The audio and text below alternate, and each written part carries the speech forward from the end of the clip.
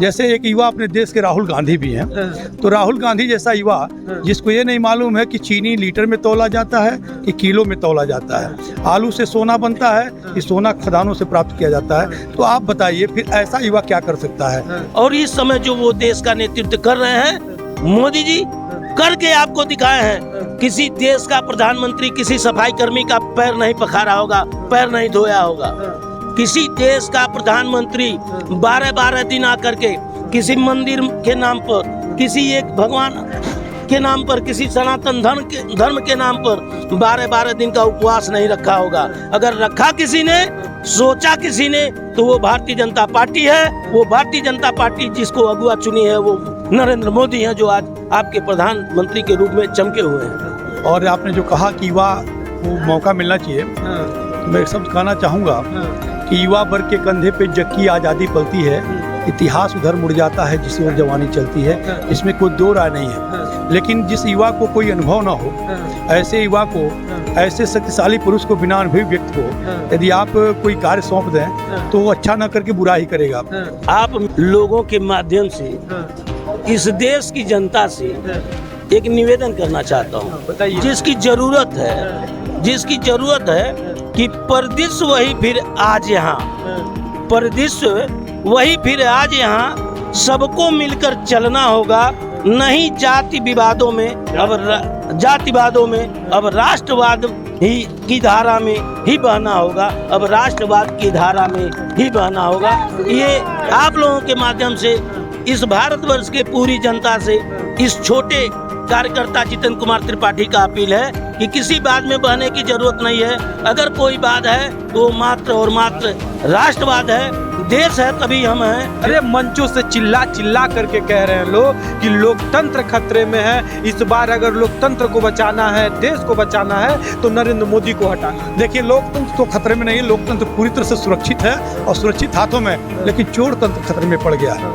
चोर तंत्र खतरे में है और आप देख भी रहे हैं कि जितने भी चोर हैं वो पकड़े जा रहे हैं। रात दिन उनके तिजोरी का ताला खुल रहा है और अपार कूट संपत्ति निकल रही है, या तो फिर वो भाग जा रहे हैं देश छोड़ करके, नहीं तो तिहाड़ जैसे जेल में जा करके अपना निवास बना ले रहे हैं। और तो चोर तंत्र की चल रही है सुरक्षा के लिए। आज बीच में जा करके किसी तरह से चोर तंत्र बच जाए, बस इसके लिए मुहिम वो लोग छेड़े हुए एंडिल वाले चोर तंत्र। जिसको ये देश और मीडिया के लोग युवा कह रहे हैं, तो मैं उन लोगों से पूछना चाहता हूं कि किस उम्र के लोगों को युवा कहा जाता है। अगर 55 साल का व्यक्ति, 52 साल का व्यक्ति युवा है, तो क्या 65 साल का व्यक्ति बुढ़ा है? वो जवान कहा जाएगा, वो जवान कहा जाएगा। अगर 52-55 युवा है तो 65 साल का व्यक्ति जवान कहा जाएगा, बुढ़ा नहीं कहा जाएगा। तो अगर इसको आप इस नजरिए से देखते हैं तो कोई युवा नेता आगे नहीं है, क्योंकि युवा नेता जब हुंकार भरता है, देश का युवा जब हुंकार भरता है, तो उसका मुखिया अगर तिनका भी हो तो उसके झोंके से अच्छे अच्छे लोगों की हवा खराब हो जाती है, अच्छे अच्छे पतंगे उड़ जाया करते हैं।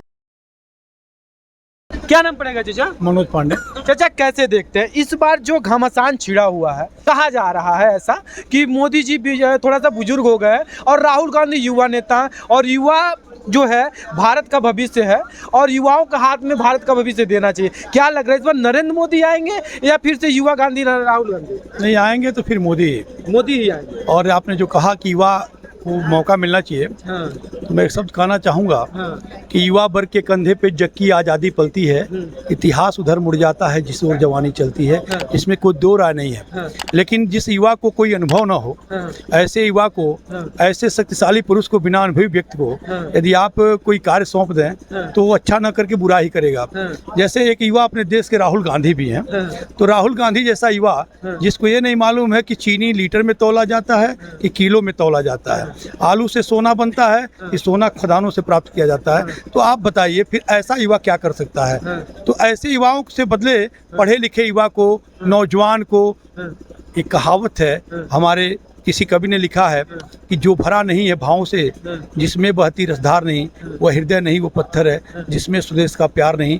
ऐसे स्वदेश से प्रेम करने वाला व्यक्ति, ऐसा राष्ट्रवादी युवा जिसके अंदर में कूट कूट के बढ़ा हो राष्ट्र की सेवा करने के लिए, उसको अवश्य अवसर मिलना चाहिए। मैं चाहूँगा नरेंद्र मोदी आज हैं, कल नरेंद्र मोदी के बाद पुनः ऐसा राष्ट्र का प्रेमी, राष्ट्र के प्रति समर्पित प्रेमी आएगा, वह युवा पुनः आएगा। और युवा दिखाई भी पड़ रहा है, धीरे धीरे समाज में आगे आ भी रहा है। आने वाले दिनों में एक युवा भी आएगा, लेकिन हमें ज़रूरत है अभी उस अनुभव की, जिस अनुभव की बाँह पकड़ के, जिसकी उंगली पकड़ करके वह युवा देख रहा है कि देश का निर्माण कैसे होना चाहिए, देश का निर्माण कैसे होता है। तो युवा आएगा। अभी तो मोदी की ज़रूरत है और मोदी ही चाहिए, मोदी आएंगे। तो मतलब जो युवा कह रहे हैं युवा आएगा, क्या अभी सीख रहे हैं क्या ये सीख नहीं रहे हैं, अनुभव ले रहे हैं। अनुभव तो मिल ही रहा है, क्योंकि देखिए ज़रूरत पड़ती है पढ़ाई के साथ साथ अनुभव की। और अनुभव जिसको हो जाता है काज चलाने का, तो निश्चित रूप से वो बढ़िया काज चलाएगा। अब अनुभव विहीन व्यक्ति वही करेगा ना कि बिना दिशा का, बिना पतवार की जैसे नाव हो और वो किसी समुद्र में छोड़ दी जाए, पतवार रहबे न करे तो इधर जाएगा उधर जाएगा, अपने भी डूबेगा, सनम दूसरे को भी ले डूबेगा। तो ऐसे व्यक्ति के हाथ में जो अनुभवहीन हो और शिक्षित हो के भी अशिक्षित जैसी बात करता है। इंडी गठबंधन इकट्ठा कर लिए हैं, तमाम नेताओं को इकट्ठा कर लिए और उनके पास अनुभव ही नहीं है।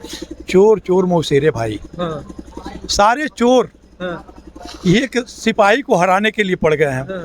और इसलिए पड़ गए हैं कि क्योंकि वह सिपाही बिना किसी स्वार्थ के। अच्छा एक बात बताइए, अभी आपने बोला सिपाही, अभी कुछ टाइम पहले किसी ने बोला था चौकीदार, ठीक ना? चौकीदार पहले चला था, हैशटैग चल रहा था चौकीदार। मोदी जी चौकीदार बोले थे कि हम चौकीदार हैं। अब चौकीदार है या फिर सिपाही? आप ये मुझे देखिए, चौकीदार दोनों का तो फर्ज एक ही है।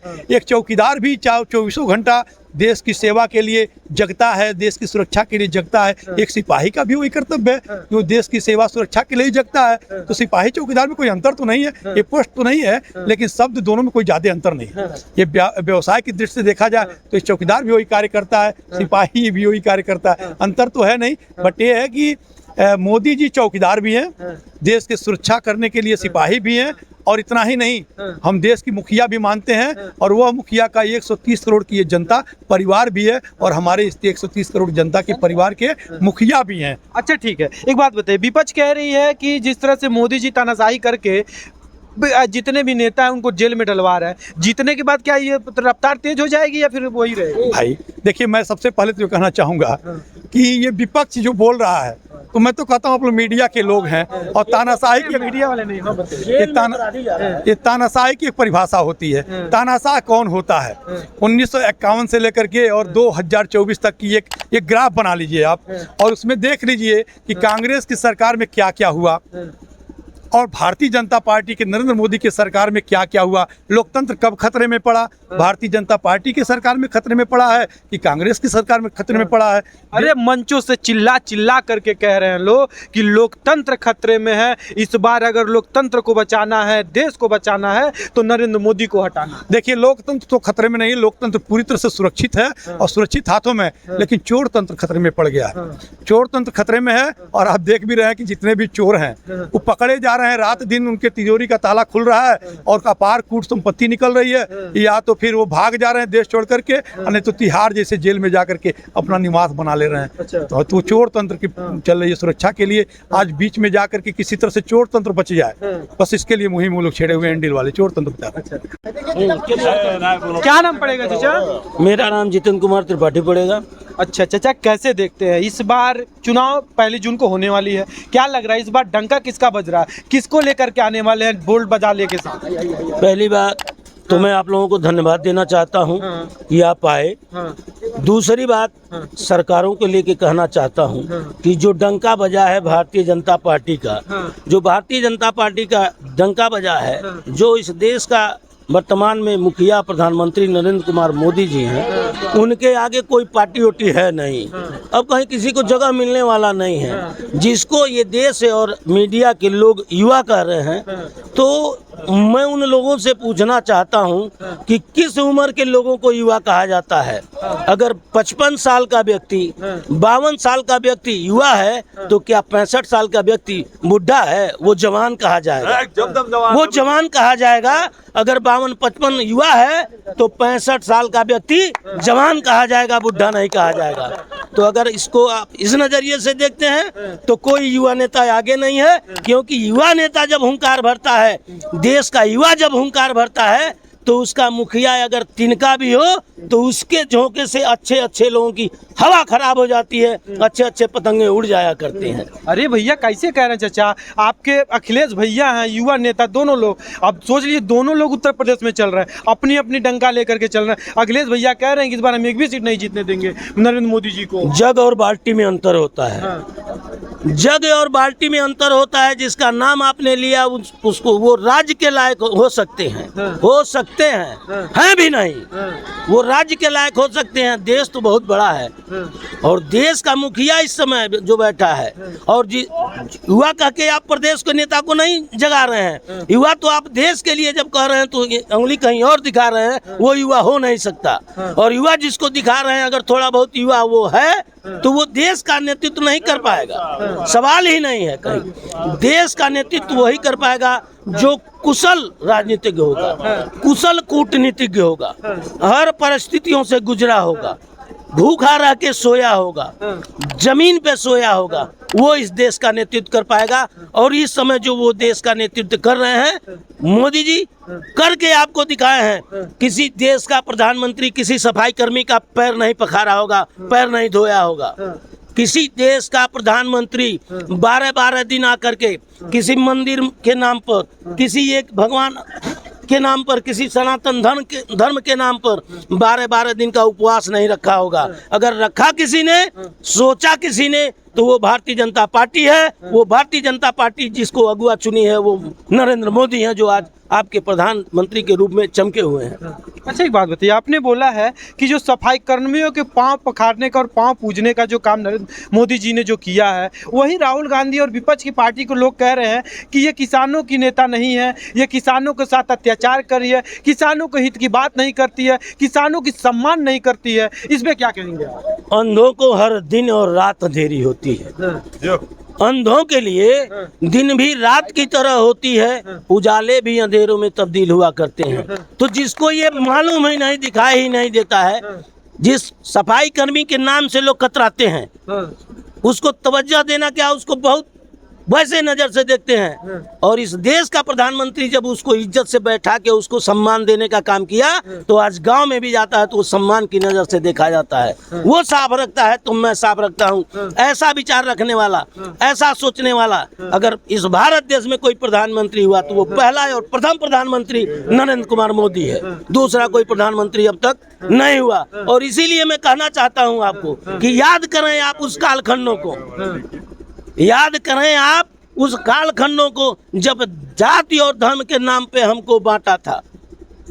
लोग कुछ समय के लोग पूरा मतलब ले होकर क्या है? नहीं, सब लेके चलते हैं। जैसे बोलते बोलते कहीं मिस्टेक होता है तो सारा हथियार साथ रहता है।